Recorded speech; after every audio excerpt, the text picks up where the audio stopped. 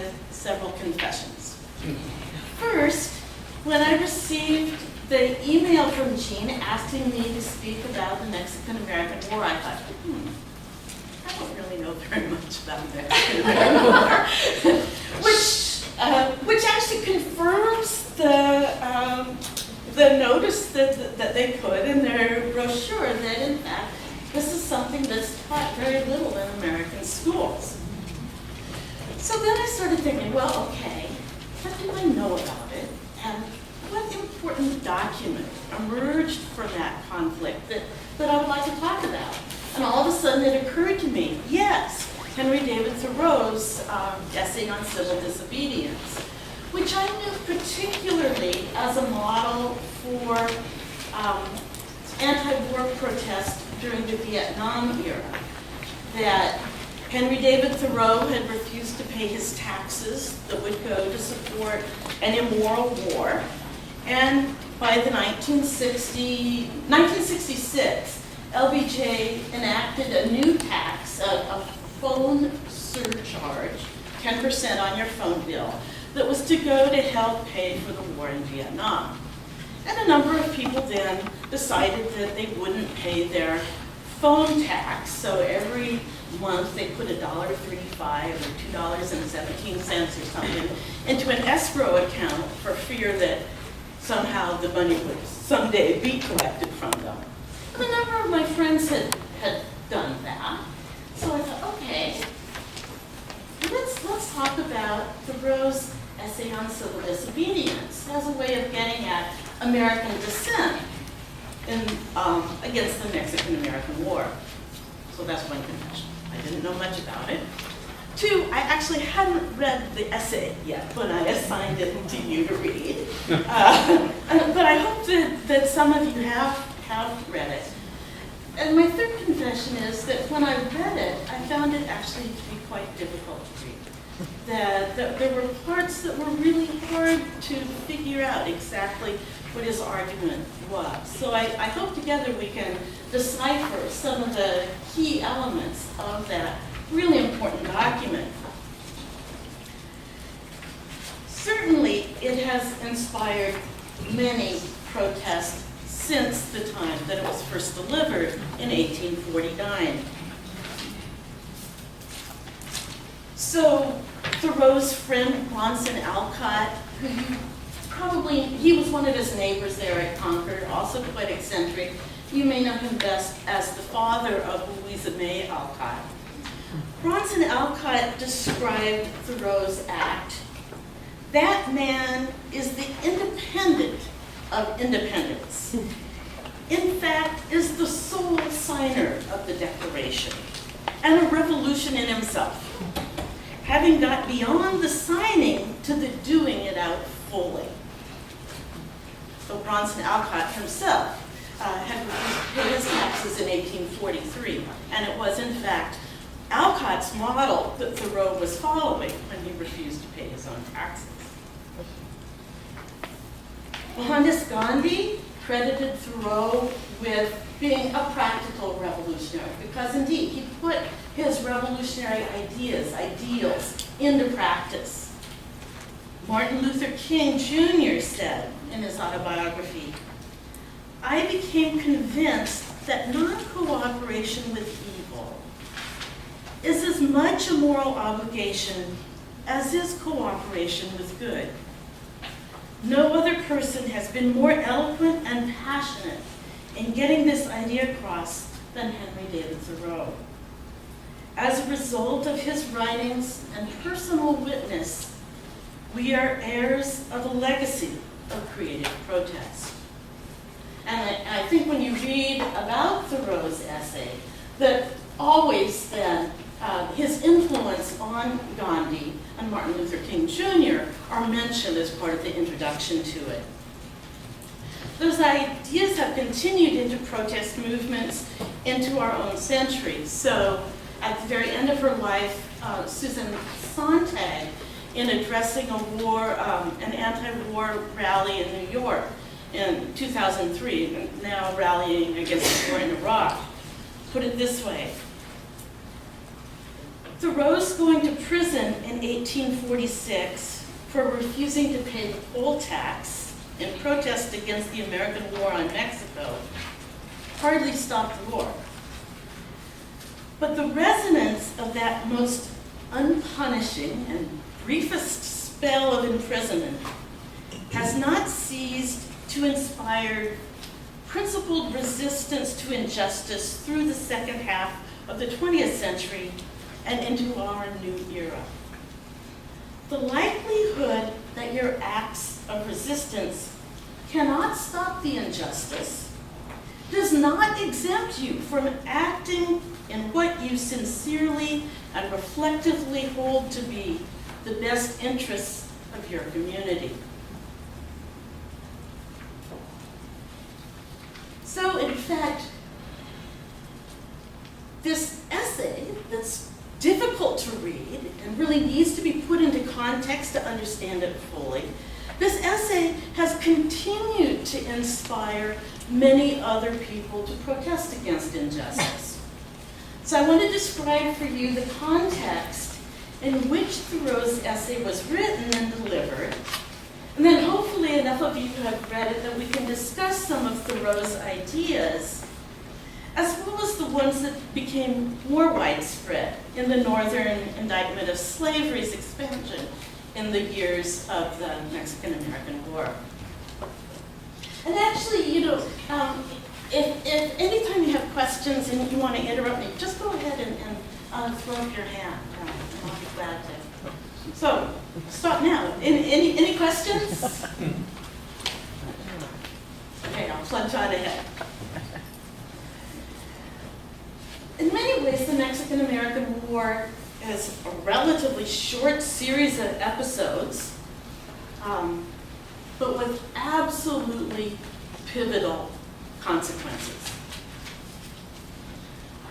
Looking at the reading that Alex gave you, it sort of dates the beginning of the war from May of 1846. I think we can probably go back a little further. Polk first ordered the American army into Texas after its annexation in 1845.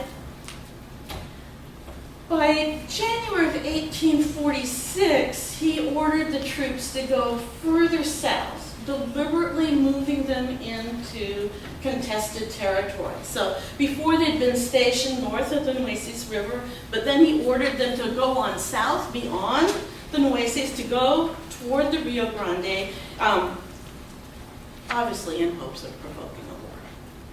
I mean, this is really the reason he did it. In the meanwhile, he also sent an ambassador down to Mexico to try to buy the rest of the remaining Mexican territory, of California, New Mexico, Utah, and etc.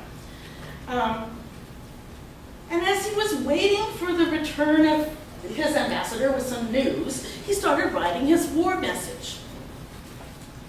First, so Mexico refused the offer of the $30 million to buy California.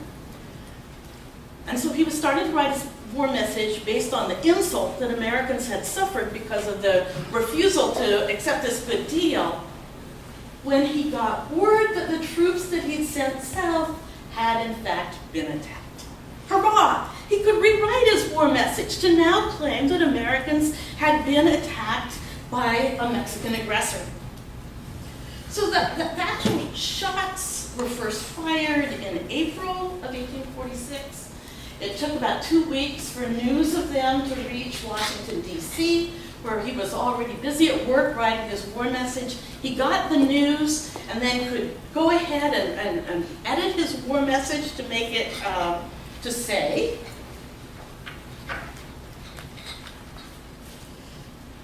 Mexico has passed the boundary of the United States, has invaded our territory, and shed American blood upon American soil. War exists, and notwithstanding all our efforts to avoid it, exists by the act of Mexico herself. So he sends his war message then, his revised war message, to Congress, and Congress receives it in mixed fashion. Whigs the party of Polk's opponents are skeptical.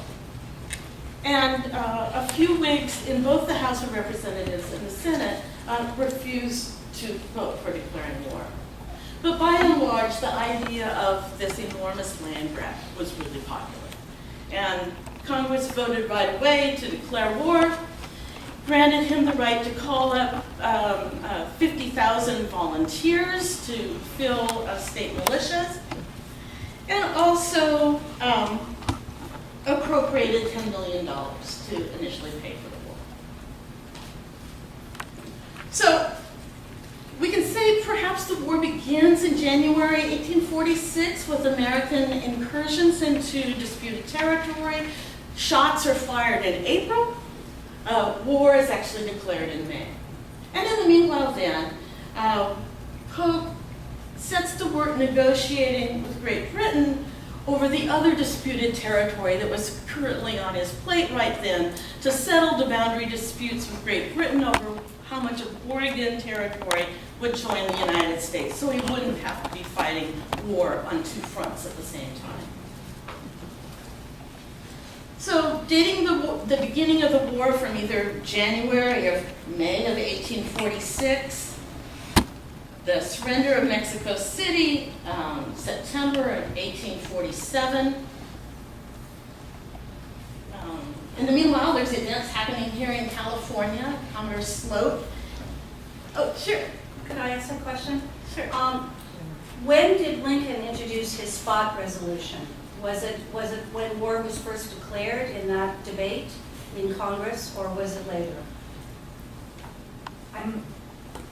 He was the young congressman, and he said his spot was a disputed spot, and he introduced this resolution when he was defeated. Was that at the beginning, or was that later? Yeah, that's right at the beginning. So this is over the Polk's claim that American blood has been shed on American soil. Lincoln wants to know where is the spot where that blood was shed. Okay,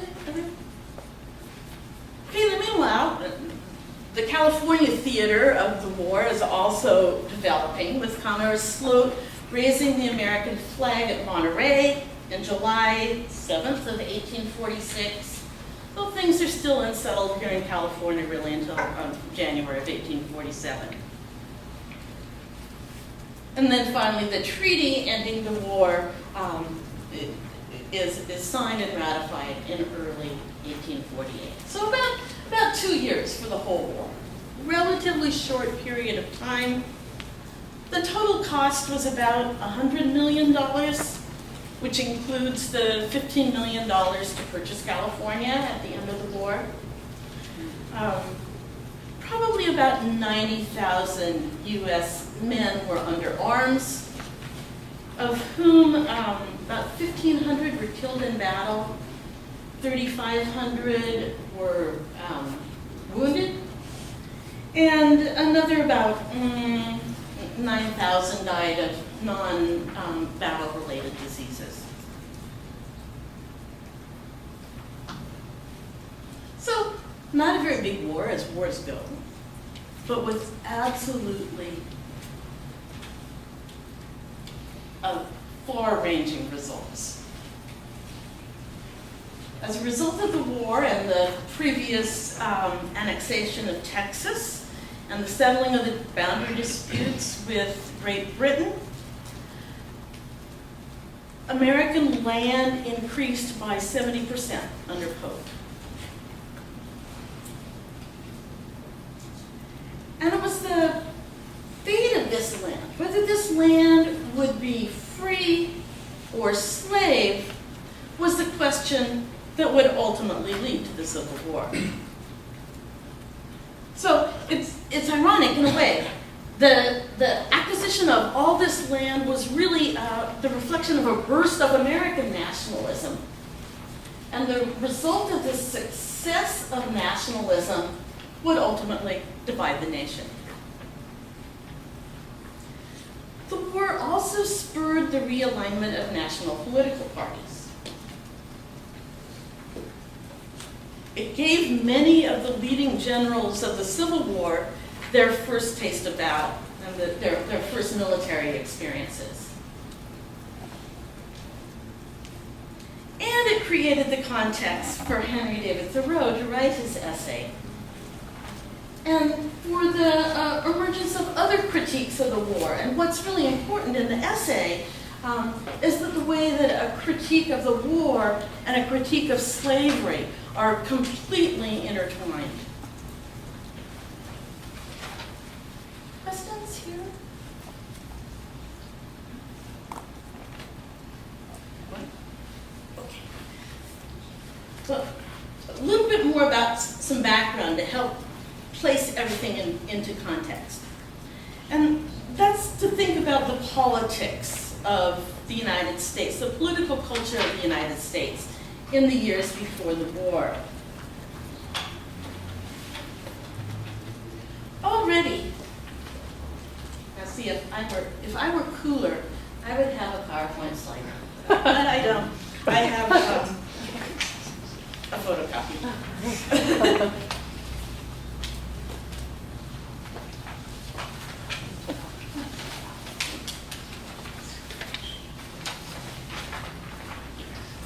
Lots of photos. Oh, great.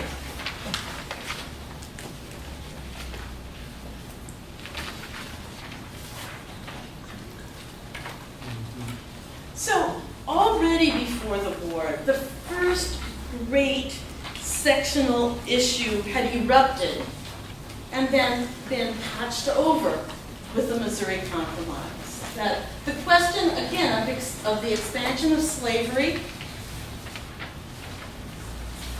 that when Missouri had asked to join the Union as a slave state in 1819, threatened to disrupt the balance of power in the Senate. At that point, there were 11 slave states, 11 free states. And the Missouri Compromise then said that Missouri would join the Union as a slave state, while Maine would be carved off of Massachusetts and join the Union as a free state, retaining the sectional balance. And in the meanwhile, the southern border of Missouri would mark the northern edge of slavery's possible expansion. So this is especially dividing up the Louisiana Purchase and saying that the territory to the north of Missouri's southern border is open to freedom. The area south is fair game for slavery's expansion. This is the first time that Congress had really been debating about slavery's expansion on a national basis. Before, the understanding was that slavery was an issue for individual states to decide, that they could decide whether they wanted to be free or slave. But now, this brought the issue into the federal arena. It made it a place so that representatives from across the nation were debating about it. And that created enormous tension. So as you know, Thomas Jefferson said, this issue awoke me and alarmed me like a fire bell going off in the night. You imagine the fire station next to you, suddenly the siren goes off. The idea that this was being debated awoke me and filled me with alarm.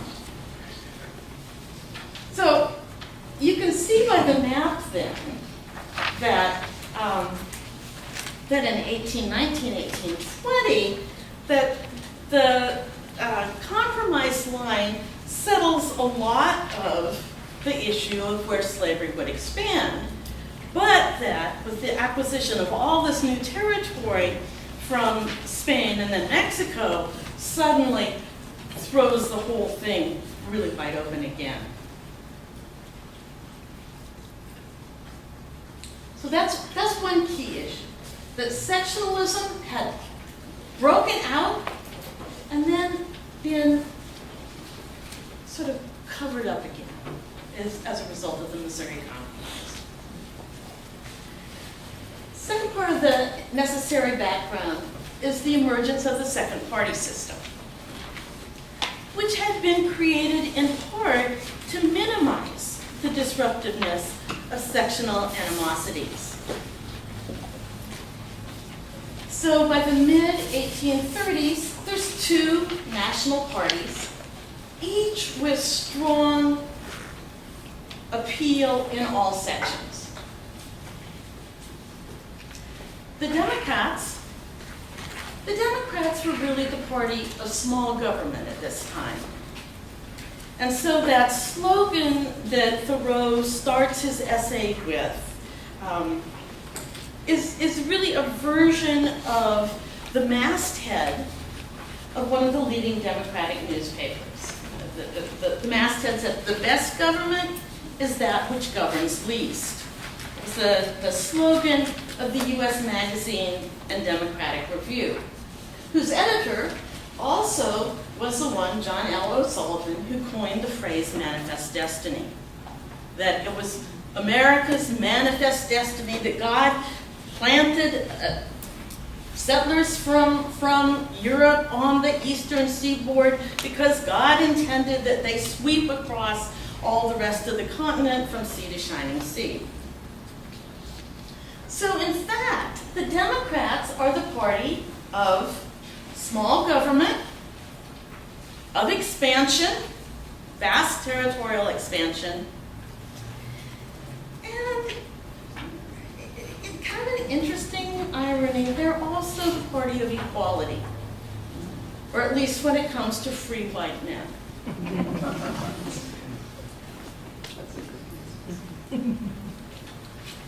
The rivals are the Whigs. And if the Democrats are the party of small government, of liberty, the Whigs are the party of improvement. They want to improve everything. They want to improve individual morals. They want to improve infrastructure. They want to encourage banks and transportation.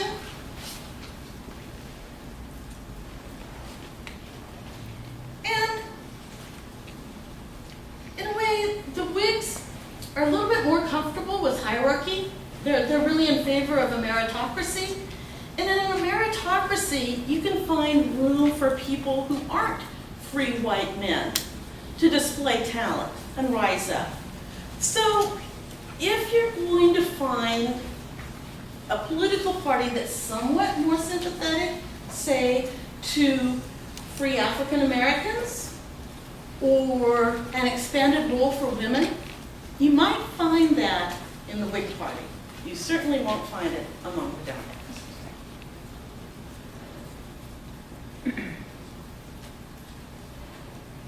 So the two-party system then is popular in both sections, in all sections. Still, there's some sectional tensions within the parties. So for instance, in the South, the Democrats and the Whigs both compete to try to prove that they are the ones that are best suited to protect slavery. In the North, the Whigs and the Democrats each competed to try to prevent their voters from defecting to the new anti-slavery Liberty Party. So in the North, you sometimes see each party trying to say that they are most in favor of liberty, of making sure that slavery is enclosed and it doesn't expand further. But in the South, it's like they're two different parties, and each one is trying to claim that they are the best suited to protect slavery. Now, fortunately, communication is not very good in the United States at this time. And so Northern Democrats and Southern Democrats don't have to duke it out very often, or Northern Whigs and Southern Whigs don't have to duke it out very often about where the national party stands. But whenever an issue comes into the national political arena, there's a chance that they're going to discover that it's going to be hard for the party to hold together. And ultimately, the war with Mexico and then the events of the 1850s do precisely that. That's looking into the future. Questions here? Okay, there's one other further factor in these sectional tensions in the party. And that's many Northern Democrats are really pissed at Pope. They feel aggrieved that their man, Martin Van Buren, was frozen out of the presidency. They're aggrieved that they aren't getting kind of patronage positions.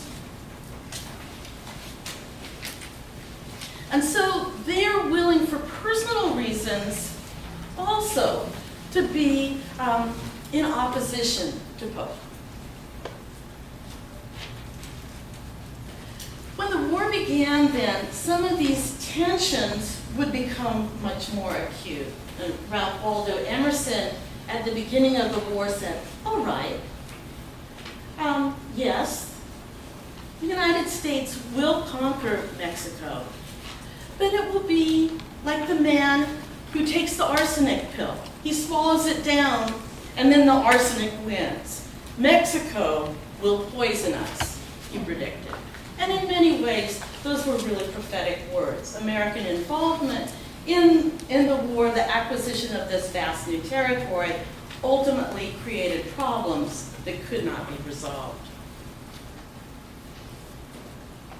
So questions about all this political stuff? I mean, it's interesting when you think about these various sort of cross-cutting tensions.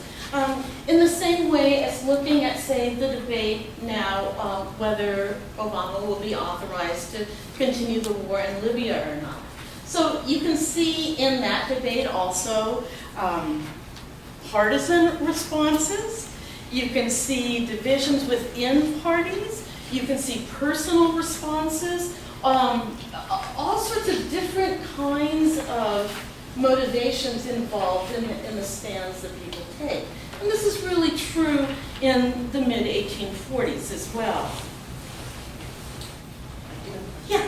I'm looking at the map, and it's the, once you get out of the Spanish territory, it's the latitudes jump significantly. Is that gonna, are they gonna decide to extend it down to go with the Missouri Compromise?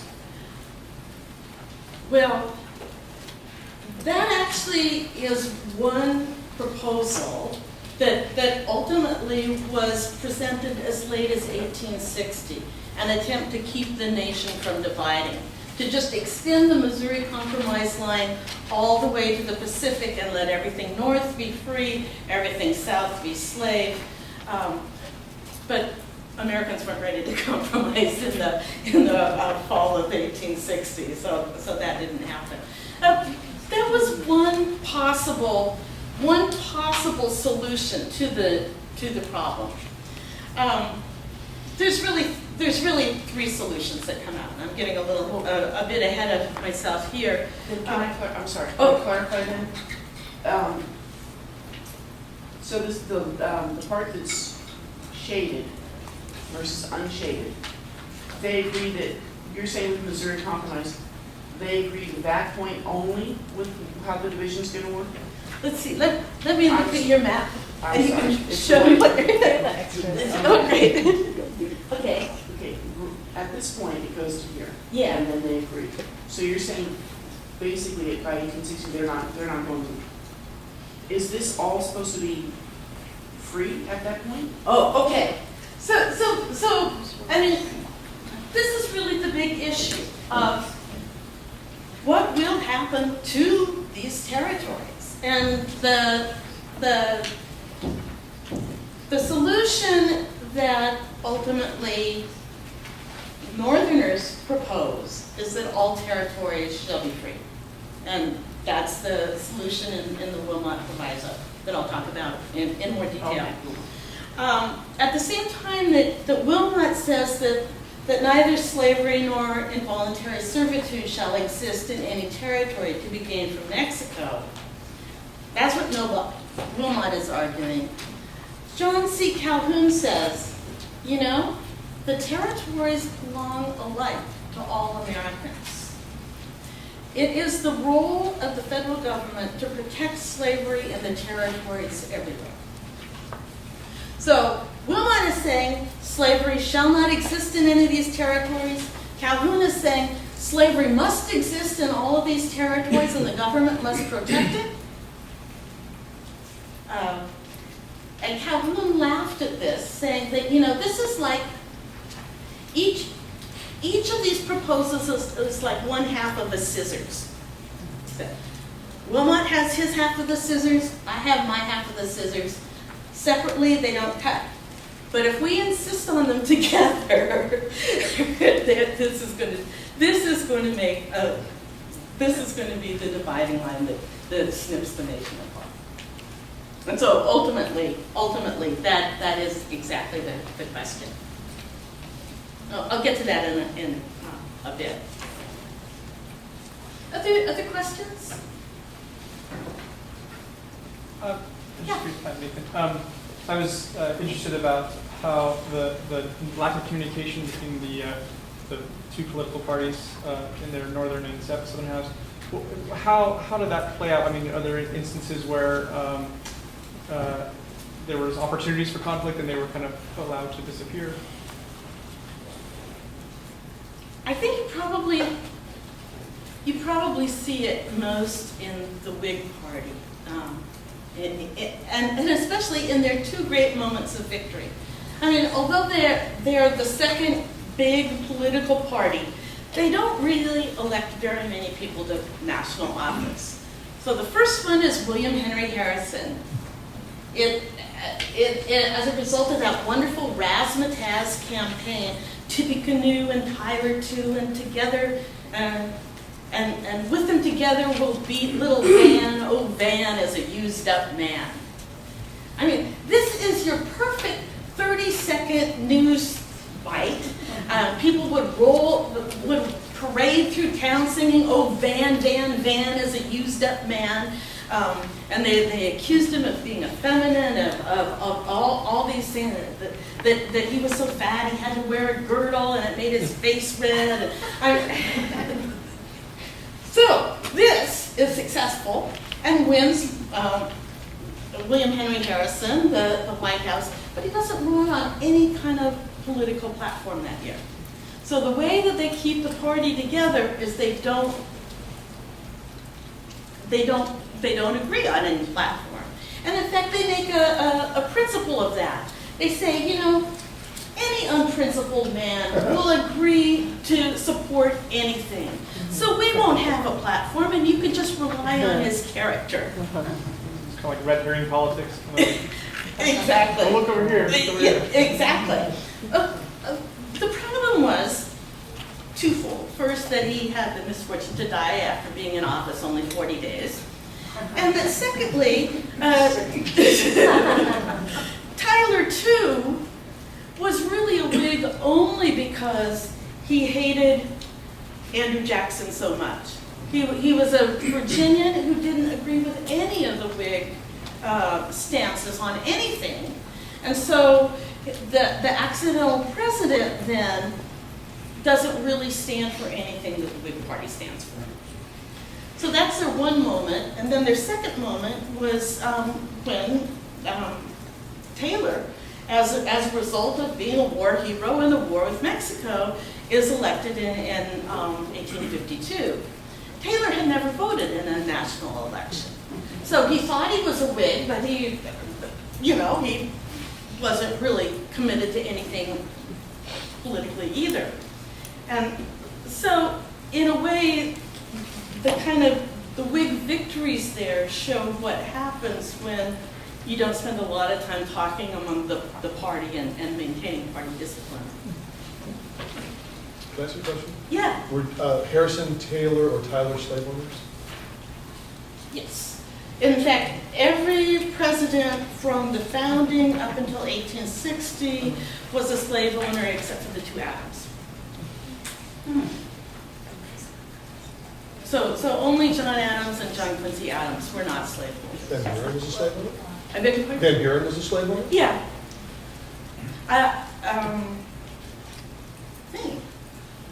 Although, perhaps in his early days in New York, maybe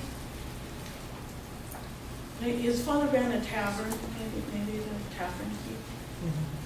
Or perhaps, maybe you're right. Maybe Van Buren. historians often bullshit about. But you can always look it up. Other questions? Okay, so what forms then did dissent from the war take? Well, first, the Whigs, and as in Lincoln in his sort of maiden voyage in Congress, they made a point of calling it Mr. Polk's War. That this was, they're trying to saddle him with the opprobrium of it. They questioned his use of the War Powers Act. Although they failed to put together a full opposition, and in fact the war was enormously popular in the Old Southwest and the Old Northwest. So for instance, when Tennessee got its quota of volunteers that it needed to call up to serve in the war, their quota was 3,000 men. 30,000 men tried to volunteer to be part of the Army. Tennesseans obviously were really hot to go to war and to acquire this expanded territory. Wikipedia says yes. Then Slave there was owner. a slave His owner? father was his father, Abraham from Buren, was a farmer, the owner of 6 slaves, and a tavern keeper in Kinderhook. Okay.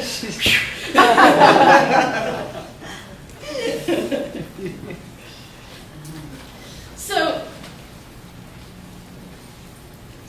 the Whigs tried to sort of saddle Polk with the responsibility, but of course, since the war was highly popular in many segments of the United States, to sort of call it Mr. Polk's War is obviously a two-edged sword. It gives him credit for people who are happy with the expansion. Nevertheless, in the national elections in 1846, the Whigs gained. So in various localities, people unhappy with the war voted for Whigs, and then Whigs in Congress were able to pass a resolution declaring that the war was unnecessarily and unconstitutionally begun by the President of the United States, which passed on a vote of 85 to 81. Although it never passed in the Senate. So once again, you see that sort of the role of divided power between the House and the Senate.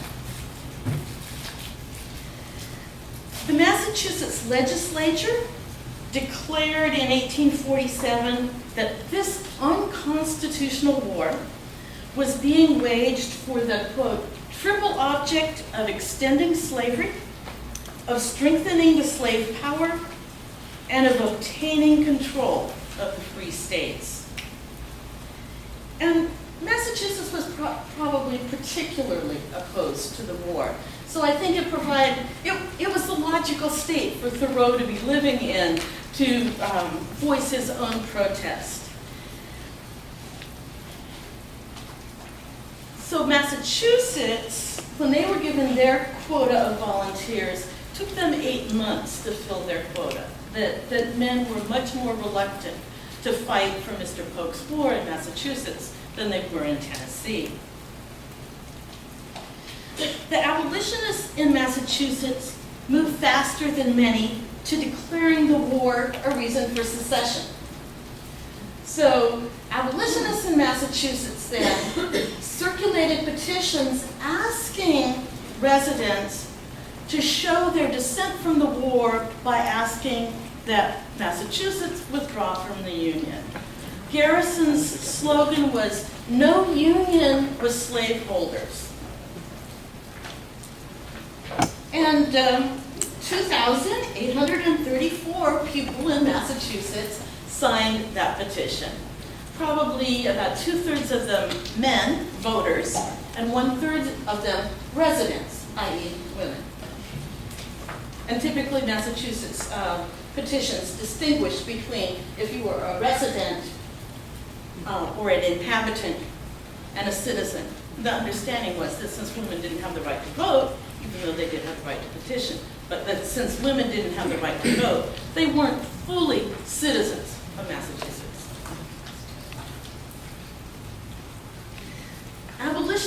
lecturers denounced over and over the war.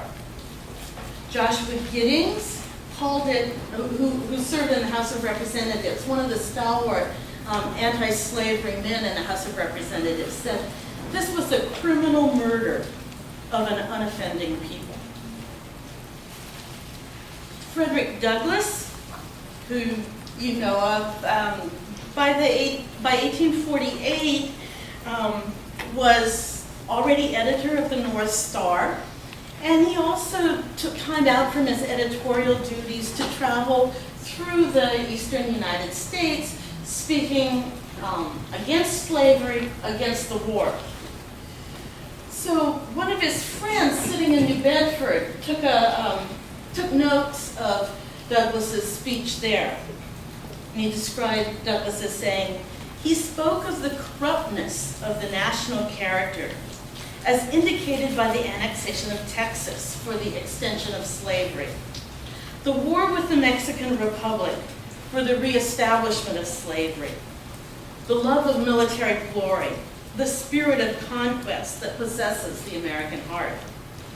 A few years since, and it was thought impossible to get us into a war.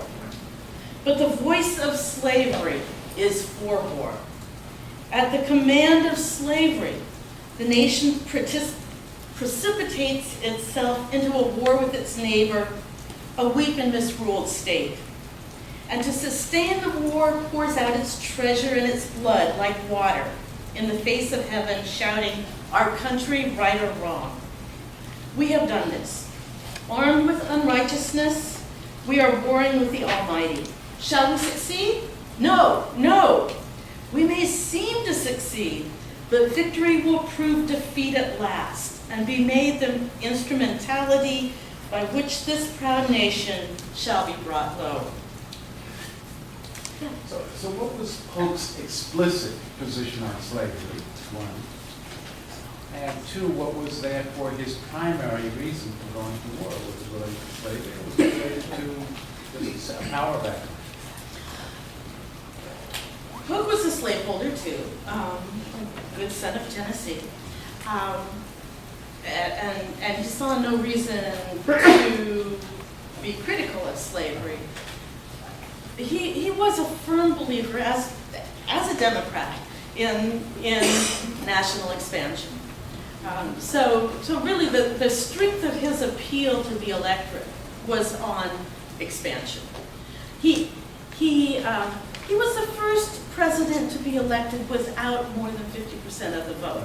He had like 49.5% of the vote, while his opponent had like 48% of the vote.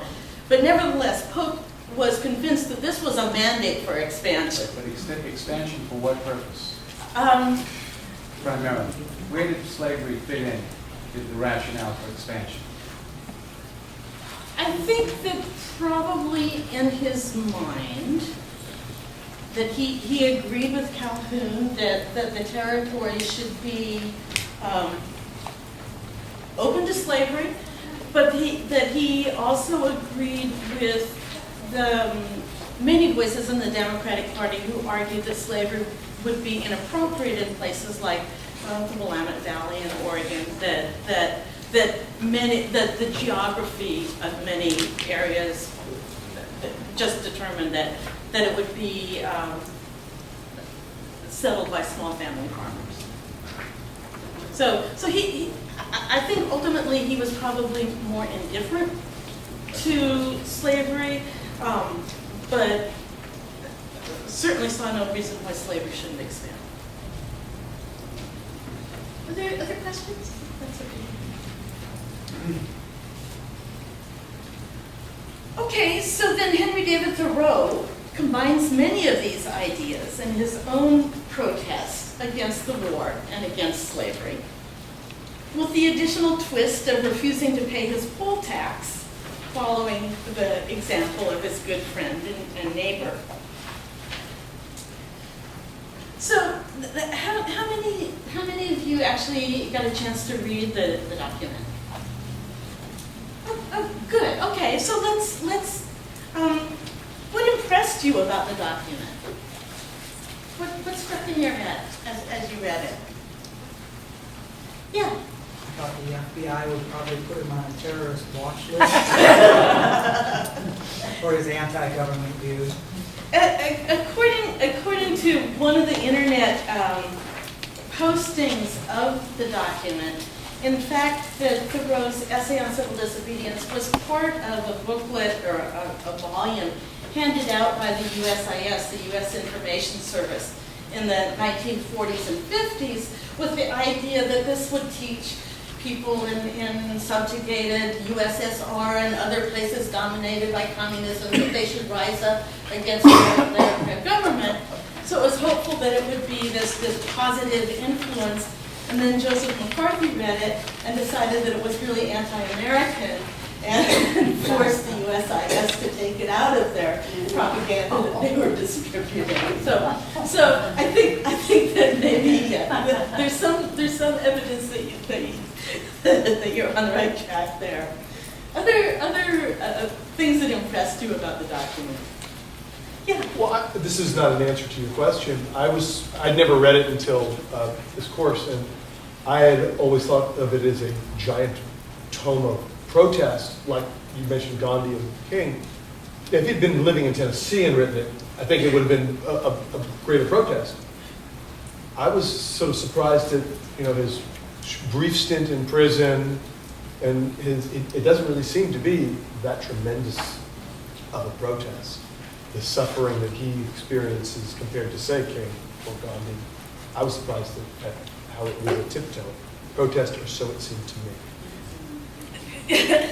That's an interesting response. Did you have some of the similar impressions? Some of the rest of you? Sorry, he spent a very brief time in jail and pumped the arm of the man who was who's going to be there for years and years.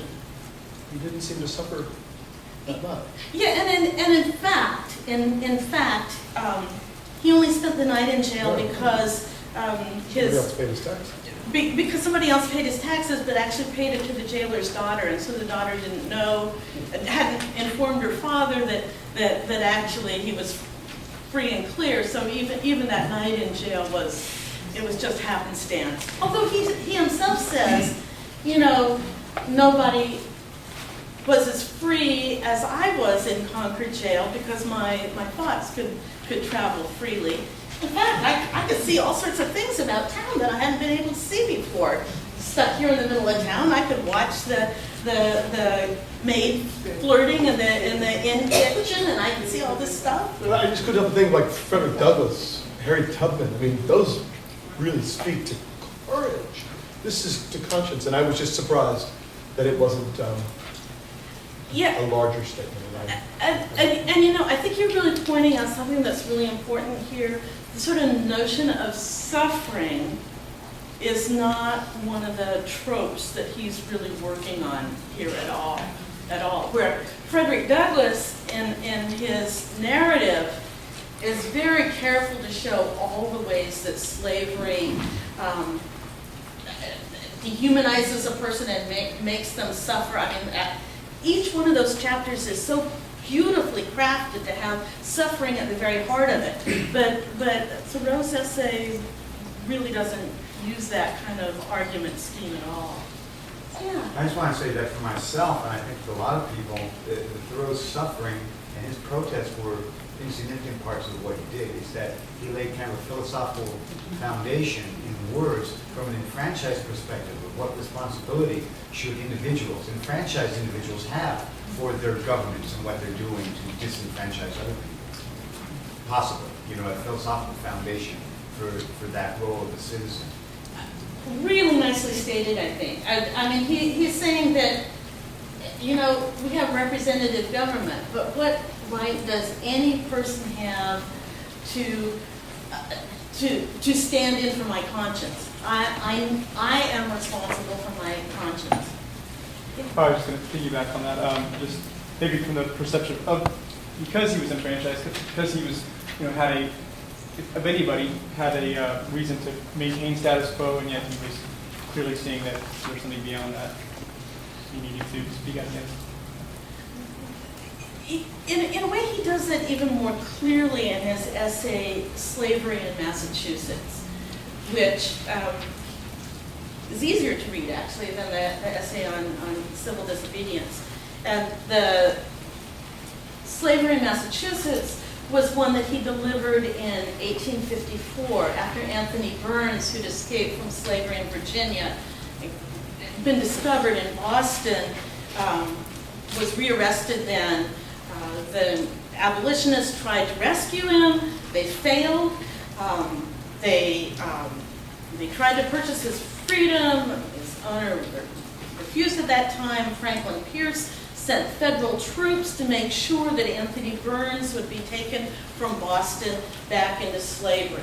It was a time that really galvanized Bostonians, because they really felt what Thoreau had been trying to tell them in the earlier essay. They felt that they were complicit in sending this innocent man back into slavery. And so when Pierce's troops lined the streets and Bostonians looked out the windows, they hung the American flags upside down or draped them in black and mourning to show how much they disapproved of what was going on.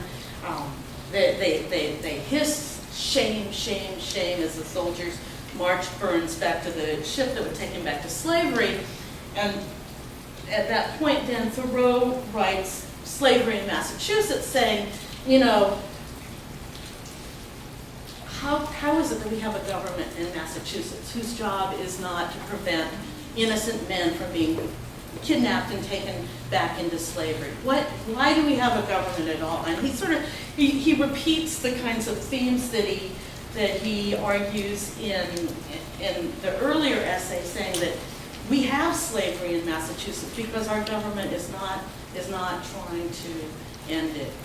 So that Massachusetts has slavery just as much as South Carolina does. And look at this incident. This is the same incident, actually, that inspired then. So it's at the same sort of demonstration afterwards. Thoreau delivers his essay as Slavery in Massachusetts address. William Lloyd Garrison stands up and first he picks up a copy of the court order sending Burns back into slavery. He strikes a match. And then he picks up a copy of the Fugitive Slave Law that made it possible for Burns to be rounded up. It's in that. Strikes a match and lights it. And then he picks up a copy of the Constitution and he says, "This is a covenant with death, an agreement with hell." He strikes a match and lights it, and the crowd says, "Amen." So I mean, this is major, and in a way, it's showing ways that the kind of message that Thoreau has been delivering very quietly in the essay on civil disobedience, the way that it's resonating, especially among the abolitionists of Massachusetts. Other sort of observations about the essay.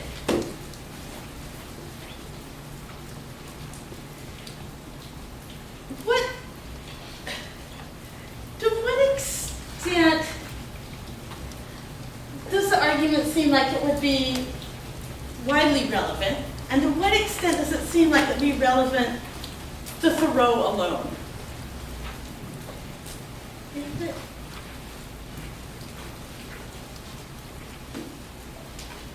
Yeah. Well, you asked for impressions. I read this a few years back, and then reread it recently, and I'm always impressed with its timeliness, or maybe timelessness. I think at least parts of this, with a few minor changes in language and syntax, could have been written last week and be just as applicable. And my guess, or maybe my hope, is that 100 years from now, people will be saying the same thing. But in relation to what, last week? I mean, as a government employee, I felt a little put upon by some of the notions that were in there. And the anti-tax people today, I feel directly threaten what I see as something positive. And so, not that I'm defending the war against Mexico or slavery, of course not, but you mentioned, does it apply today? And if it does apply today, to whom does it apply?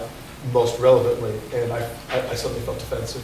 Well, I'm just saying that parts of it could be, and I'm thinking whenever there's some unrest or some cause, somebody will be holding up this essay and waving it as a flag for their cause. Not that I agree or disagree, but this is going to be used 100 years from now for the same reason. Different cause, but same reason.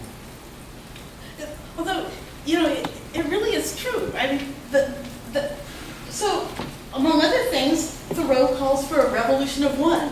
He calls for each person to sort of reject their allegiance to corrupt systems, but he's got a particular luxury. I mean, he was living off the grid in ways that very few people in the 21st century can. I mean, he didn't have any property, so in fact, he would have had to go to work specially to earn money to pay his poll tax, because he wasn't earning any money. He was sponging off his friends.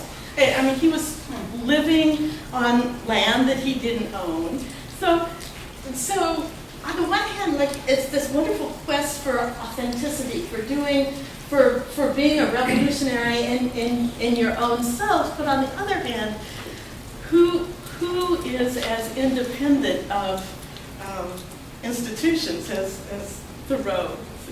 But if you're asking for who the question was relevant at the time, I'm still kind of trying to get back to, I'm assuming it's relevant to everybody in the United States at the time because of the slavery question and the territory that they acquired. There is relevance, and I'm kind of trying to bring it back to that stuff. Yeah. I mean, obviously, that's one of his major messages, is that if you are an American, your government protects slavery. What are you going to do about it? You have a responsibility to do something about it. Yeah. And I kind of find, when you started, you said there were parts, you found it difficult to read, and I find that refreshing coming from a professor. This is in the 11th grade, literature anthology for 11th graders to read, and it's, as a teacher, when you struggle with it, and Thoreau, I mean, saying who it's relevant to, to people in the United States at the time that were abolitionists, kind of in a very roundabout way, pages and pages and pages, kind of saying, do something, stop moving, less talk, more action. Idea would be refreshing and was needed, but it seems like his approach in getting there is, I mean, who would this really, who is he really speaking to with this address, I guess, when we talk about it being difficult to access for, professors, teachers, degrees, I mean, but the message itself of, do something. Yeah. And act on your conscience. I mean, that's actually the quintessential sort of Protestant notion too, that ultimately it's the individual who has to come to grips with what they do. But notice also he also he attacks the abolitionists who are petitioning to dissolve the Union. He says, "What are you doing submitting these petitions? When you submit a petition, you admit the authority of that corrupt government. You've got to be a revolutionary yourself. Stop your allegiance to the government. Don't just petition the government to let you secede." So he's critiquing everybody. Nobody is free of his critique. I was just thinking when you two were discussing that when I was in high school, all my teachers were baby boomers, and they were always going on and on, like marching and Gandhi and everything. So I got really into it. They always mentioned that that Thoreau inspired Gandhi and that Thoreau inspired Martin Luther King, and I got all into it. And I read it in high school in sort of that light of the sort of revolutionary thing. But it was really funny to me to pick it up today and to read it, and it starts off, about small government. And in our current context, where small government is all about states' rights, which is sort of a shorthand for other things, that it's a funny thing that it's in so many, it's not in any clear camp today either. that it can kind of be used in different ways. It's not, doesn't really fit into like today's left and right ideology at all. I think that's really true. I mean, I think that a Tea Party intellectual, if that's not, it's such as possible. A Tea Party intellectual might be able to find aid and comfort in this document. Although I think the one sort of thing that I might throw in rejoinder is that Thoreau says, well, I always paid my highway tax because I did want to be a good neighbor. So if we understand being a good neighbor sort of writ large is maintaining the social welfare safety network, then I think in that case that this document would not provide aid and comfort to the Tea Party. But it's possible. I just want to say that time of the American Revolution was a kind of revolutionary idea that governments get power from the consent of the governed. And so to me, on a philosophical level, he raises up the ghost that still haunts us. What if the government doesn't have our consent anymore? What if it's doing things that we don't consent to? What are we to do? And on in a real politics level, he may or may not be applicable to this party's goals or whatever. But on a philosophical level, he represents the opening up of all the questioning of what pathways are there for citizens to what if you don't consent with what your government is doing? Yeah. I think that's actually really right. Let me read just a little passage from this and see if you recognize it in a different version in the more present. So he's talking about all machines have their friction, but when the friction comes to have its machine and oppression and robbery are organized, I say, let us not have such a machine any longer. In other words, when a sixth of the population of a nation which is undertaken to be the refuge of liberty are slaves, and a whole country is unjustly overrun and conquered by a foreign army, sometimes the working of the machine becomes so odious that you cannot take part. You cannot even implicitly take part. And it's time to throw your body on the levers and on the gears of the machine and say, this machine shall stop. I mean, it's very clear to me. Yeah. So I don't know if Savio had read Civil Disobedience, or if similar kinds of thoughts came to both people in sort of similar situations, but I'm really struck by the resonance there. It's interesting that the idea of machinery as a metaphor. I mean, you mentioned it elsewhere, that basically so people who serve the government in a military capacity and aren't being conscientious are just being machine men.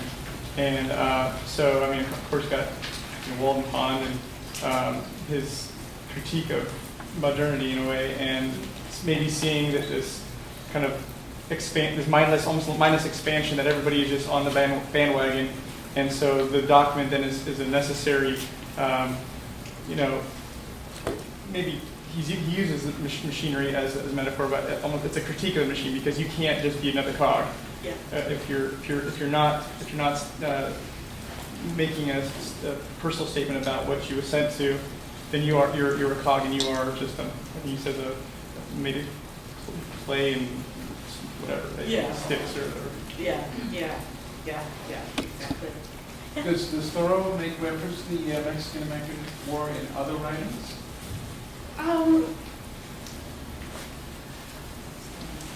Well, so for instance, in the slavery in Massachusetts one, even though it's a little bit later context, I mean, he still talks about sort of the immorality of this expansion. So, right. Yeah. But it doesn't sound like he would, aside from these references, relatively weak references, it doesn't sound like he was terribly outspoken about this war.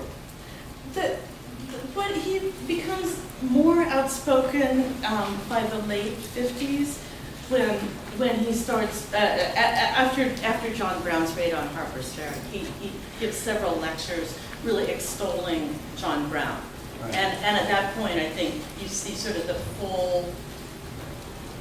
full-throated kind of statement that he's hinting at in the other one. With reference to the war or slavery or both? Both. I mean, they're absolutely. He sees. Yeah, he doesn't see them as being extricable at all. Well, ultimately, Thoreau's protest against the war was not the most earth-shaking. The earth-shaking protest against the war and the spread of slavery came from a different quarter. That was what I was hinting at earlier. On August 8th, 1846, Polk asked for $2 million for a peace appropriation with Mexico. This is a euphemism. He thinks he needs $2 million to bribe some of the Mexican officials in order to get them to settle the war. It's the very last hours of Congress being in session. It's hot, as Washington, D.C. can only be in August. And in the midst of the debate then, in comes David Wilmot with his amendment, his proviso, saying that, okay, we'll vote the appropriation, but neither slavery nor involuntary servitude shall ever exist in any territory to be acquired from Mexico. Now, Wilmot is a Democrat, a Northern Democrat, one of those ones who was disaffected by Polk's support for Southerners. But as soon as Wilmot issues his proviso, a startling kind of realignment begins to take place. All Northern Whigs and all but 4 Northern Democrats support the measure. So the parties, instead of voting according to party, they immediately vote according to section, where all Southern Democrats and all but 2 Southern Whigs oppose the measure. Now, the measure was anti-slavery, but it was not abolitionist. As Wilmot put it in a speech, he denied any what he called morbid sympathy for the slave. Instead, he rose to, quote, plead the cause of the rights of white free men. I would preserve for white free labor a fair country, where the sons of toil of my own race and color can live without the disgrace which association with Negro slavery brings upon free labor. This then provides the strongest Northern critique of the war with Mexico, becomes the basis for the Free Soil Party in 1848, and a building block of the Republican Party when it emerges in 1856. It's a very long way from Thoreau's moral revolution against an immoral government. And that's what stuck. The questions? I think we just have we started about 5 minutes, but we have just a couple minutes. Other questions? Last comments about Thoreau? I really found it eye-opening to read it again, too, in the context of this.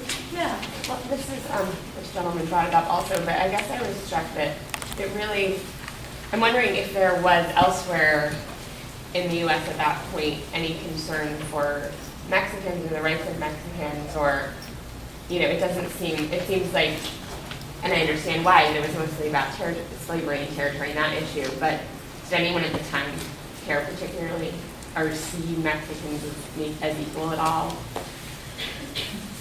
I haven't seen any evidence of that. And in fact, if you look at John L. O'Sullivan's statement on Manifest Destiny, it is a very racialized statement, talking about the superior Anglo-Saxons needing to sweep across the country and to get rid of this decadent, servile, Catholic, brown population. I mean, it has all of those kinds of sentiments in it. So, and that's really a good place, a good sort of snapshot of where the Democrats stood as a party of equality for free white men. All the rest were sort of not in their picture frame. I seem to remember reading that Grant after the war, and during the Civil War, he said that he thought the Civil War was God's judgment on America for the Mexican-American War, for engaging that. he describes it as unjust. He uses Yeah. the terms justice. And I have a quote from his memoir: "The most unjust war ever waged against us by a stronger nation against a weaker nation. It was the existence of a republic following the bad example of European monarchies." So that was a very strong statement, and yet he goes on to say that kind of shame brought emboldened the southern states and caused really was the ultimate cause of this. Yeah. And it's just like these critiques, like they're important when somebody voices them, but it's like Giddings talking about the criminal murder of an unoffending people. That it's really an indictment of what the U.S. is doing, but it doesn't really speak about